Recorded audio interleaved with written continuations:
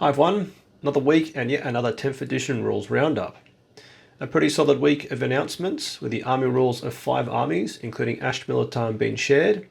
And to GW's credit, they've done quite a good job of sharing out 10th edition rules and led up to its launch, which I assume will be sometime in June. So in this video, I will of course focus on Astra Militarum army rules and bring in other relevant rules as applicable. Right, so the army rule for Astra Militarum will be voice of command, aka orders. Holistically, this isn't a surprise, with the vast majority of things shown being a little bit different or not different at all to what we already have. Officers can issue orders, and the units they can order around are shown on the officer's datasheet, and likewise a number of orders they can give. And the 6 shown orders, 5 are the existing regimental or infantry orders, with the final 6th one being a prefectus or commissar order. All units can be affected by an order once per turn, and they can't receive an order if affected by battle shock, which is turning out to be a crucial element of 10th edition. Pausing here, what we don't know is if these 6 orders are the only 6 orders available to us, or there'll be separate orders for mechanized and prefectus, just like in the current 9th edition codex. The article kind of indicates that these 6 will be it, and a crucial point to this is the order range of only 6 inches. If this were to apply to vehicles, again like it did in the 8th edition book, it would completely suck. Also, compacting down the existing 18 orders to just 6 would be very in line with the 10th edition ambition of being a simplified game. So let's compare each of the 6 new ones to the current 9th edition equivalents. Move will be a lot simpler, simply adding 3 inches to the move characteristic of the unit, which sounds like it could work in both the movement, advance, and even maybe falling back. Compared to the current version, this is a bit of a change, providing less distance opportunity but more flexibility. However, if this is to replace the mechanized or tank order version, full throttle, it's a fairly big cut in distance opportunity. The next 2 of fixed bayonets and take aim are identical, with the improved weapon skill and ballistic skill, but no longer the improvement to AP, matching the 10th edition trend of weaker AP overall. If these 2 are applied to vehicles, it will be a big boost, as the improved ballistic skill is always better than rear on ones to hit via the gunner's kill on sight tank order.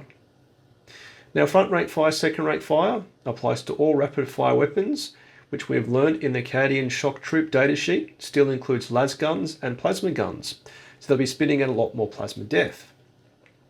And compared to the 9th edition version, this is a nice simplified take on it, and going back to kind of what it looked like in the 8th edition codex.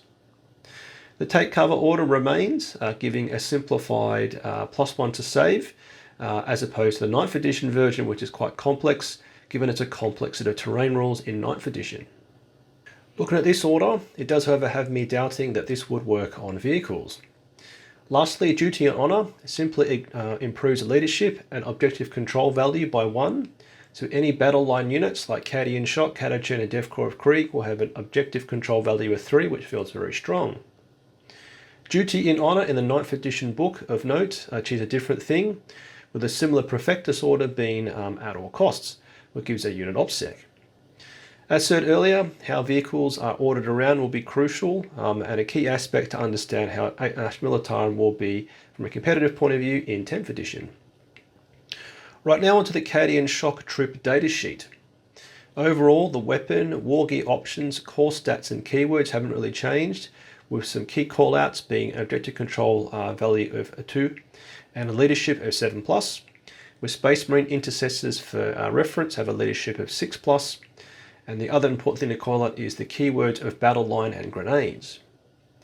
Battle line means you can field up to 6 of these and replace the 9th edition terminology of troop units. And having grenades as a keyword potentially means grenades are now achieved via a stratagem, as there's no mention of grenades in the datasheet. The squad's composition is now either 10 models or a beefy 20 models, with the article indicating the same will apply to other battlefield battle line units like Death Corps of Krieg, for example. The datasheet also states you can attach up to 2 leader units to it with a maximum of 1 command squad. And pausing here, a 20-strong blob of infantry will be glorious, and a nice way to work around the battle shock test, which could cripple units in the new edition of Warhammer 40,000. Guardsman will be Guardsman in 10th edition with a toughness 3, 1 wound and a 5+ save. So just like in all previous editions, they'll disappear once confronted with a stiff breeze. Having twice the number of bodies will obviously mean it takes your opponent twice as long to trigger the battle shock test for them. Attaching 2 leader units to the squad could hopefully see a ton of commissars in your list with some sweet buffs to leadership. The only prediction I do have is that they're going to become a key unit in the 10th edition with hopefully some ways to steer around the battle shock test. The rest of the data sheet shows that broadly speaking our weapon profiles have remained pretty much the same, with some changes including the drum-fed autogun losing its rapid fire 2, grenade launchers having a boost in strength, and the plasma profile subtly changing. And as said earlier, given the plasma gun has got rapid fire, means the order of front rank fire, second rank fire can get more shots out of it. Cadian shock will have an objective sticky rule, with shock troops now allowing you to control an objective even after the unit has moved off it. And we saw similar things for the Space Marine Intercessor battle line unit. Finally, a Voxcaster is now a CP regen on a 6+ when using a stratagem on this unit, or a 5+ if an officer is nearby. This is great, but I do hope the extended order range remains, but I'm guessing this will be something detailed in the Command Squad datasheet. So yeah, pretty exciting for Astra Militarum infantry, and I'll be definitely fielding blobs of 20 and attaching commissars everywhere. Good thing I just painted up Severina Rain. Right from that, we now go on to the glorious Baneblade and also weapon profile for the Volcano Cannon from the Shadow Sword. Again, looking at this, everything feels very 10th edition, with a toughness 13, a reduced 24 wounds, the 2+ save remaining, and a reduced 9-inch movement. The 9th edition datasheet has 30 wounds, so potentially indicating that whilst vehicles are tougher, they may carry less wounds to somewhat balance things out a bit. A new rule for the Baneblade is a rolling fortress, where if it blocks an Astra Militarum unit, they receive the benefits of cover. This is great and very thematic and can make for some very cheeky play in game. The weapon profiles again for very 10th edition with increased strength, reduced AP and some additional weapon abilities. Of note, the autocannons are now a tasty damage 3, demolishers fire D6 + 3, a step up from the current D6. Heavy stubbers are now a rapid fire 3, which is pretty good. And a twin heavy bolter has both exploding 6s to hit and also able to reroll all wound rolls thanks to the twin linked rule. The same applies to the twin heavy flamer, and oddly out of this data sheet, I'm least excited about the Baneblade cannon. Given at 3 D6 shots, this will be wildly unpredictable. The Volcano cannon, on the other hand, maintains a similar profile to 9th edition, with a strength 24, which looks absolutely wild, but what will be required in a new world of increased toughness to always be wounding vehicles on a 3+. A key point on the Volcano cannon is the inclusion of the word heavy, which means if the model didn't move, it's getting a +1 to hit.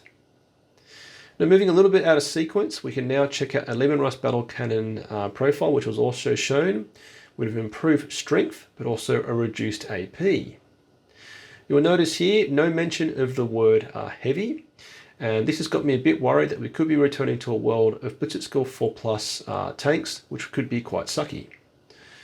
Also, there's no mention of a turret weapon style ability, however we can hope this is included in the Astra Militarum army rules. I can, however, personally see a world where turret weapons can't shoot out of melee on account for a fact that it's a way for non-vehicle heavy armies to compete in a world of high toughness vehicles. I of course do not hope this is the case, as Leman Russ being tagged in melee and not able to do much was a real pooper in the 8th edition book. Also showcased is a single stratagem reinforcements, where for 2 command points, a destroyed Astra Militarum regimental unit can be brought back into reinforcements, with regimental units being shared including the infantry style units, heavy weapon squads, field ordnance batteries, scions, rough riders, sentinels, and I assume Kazrakans. For 2 CP this feels very good and essentially means you have an additional 2 or 3 units in your army list depending on how reinforcements work in 10th edition and of course how many CP you have. Also, this stratagem is locked to combined regiment detachment, which is given detailed in the text of the article, which essentially is born soldiers, but only if the unit remains still.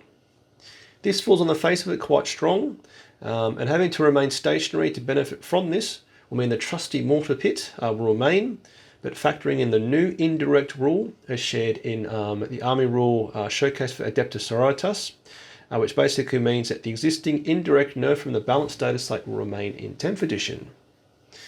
This will obviously be a -1 to hit, and also the target getting a +1 cover save. And this could be a permanent death blow for a lot of units, but at least for Guard, we do have orders to mitigate this and stay on a Blister skill of 4+.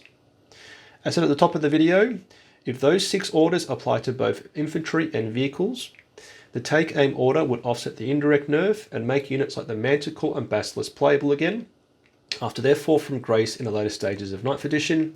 Here's to hoping. So yep, interesting week for Astra Militarum, and overall things are looking pretty positive, with Born Soldiers here to stay. But I do, as said, have concern for our vehicle accuracy, but we'll have to see. So what do you think about all that? And let me know in the comments. And likewise, if any other articles you've seen are of interest, let me know. So if you enjoy this, want to support me, you can do so with a like, comment, or by subscribing, joining my Patreon platoon, or simply watching any of my other YouTube videos. And huge thanks to my current supporters.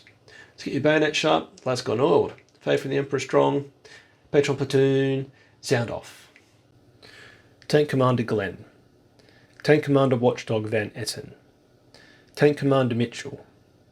Colour Sergeant DuPont. Sergeants Adal, the Colonel Merrill. Veteran Gibson, Hall, Lundeen. Guardsman Beard, Coquelin, Flint, Hills, Malik, Nitton, Nguyen, Smith, Tom, Tompkin. Conscripts England, Gilliam, Goodwin.